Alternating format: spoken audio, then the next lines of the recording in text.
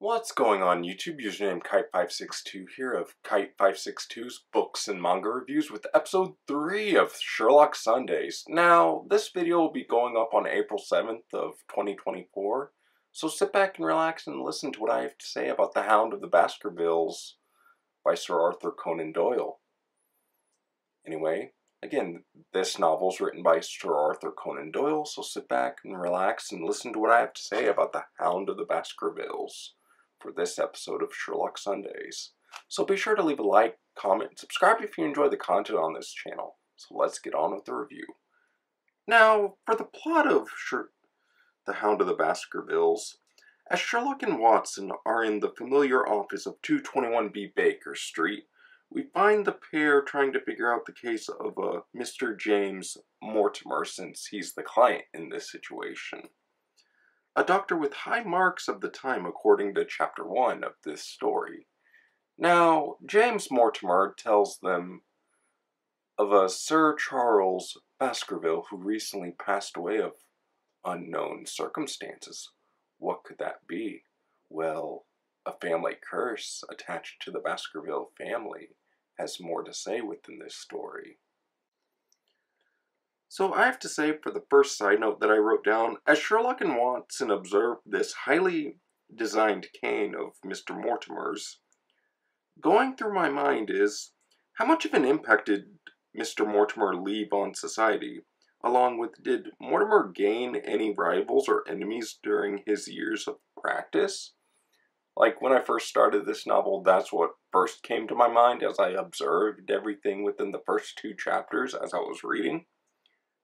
And so, for the second side note, as of Chapter 2, The Curse of the Baskervilles, James Mortimer tells the story of the Hound of the Baskervilles and the origin of this fearsome beast.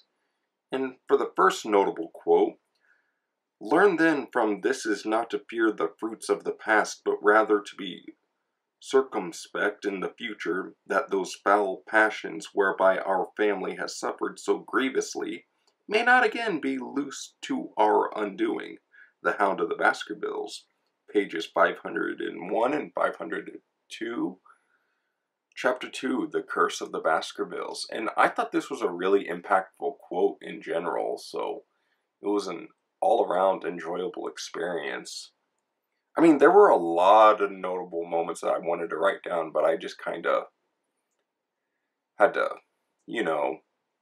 ease into it of like all the great moments within this novel. And I can see why it's so well respected by so many and well loved by so many, even after all these years.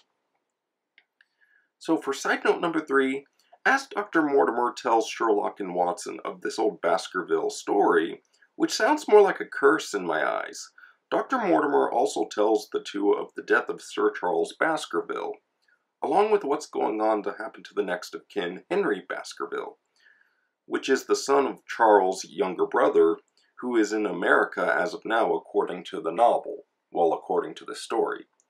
And so for the fourth side note that I wrote down as I read, Roger Baskerville is the black sheep of the Baskerville family. He died of yellow fever in Central America in 1876, at least, according to page 510, chapter 3, The Problem. However, Sherlock does not find it to bring Henry Baskerville to the Baskerville estate to be a wise idea with this fearsome black hound roaming the premises. I mean, think about it. If you've played Resident Evil, and the Resident Evil remake, when you open up that door to the Spencer estate and then the zombie dog jumps in, spoiler alert, you have to fight it. So, I think Sherlock had a premonition of that event play into his mind. At least that's just what my mind likes to think, so.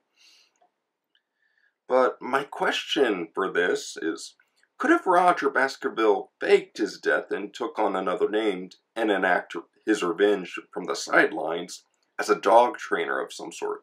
Could the Hound itself be just a person in disguise with an elaborate early form of a robotic costume? Like, that's what really went on with my mind as I read this story, which I thought was really intriguing as a whole.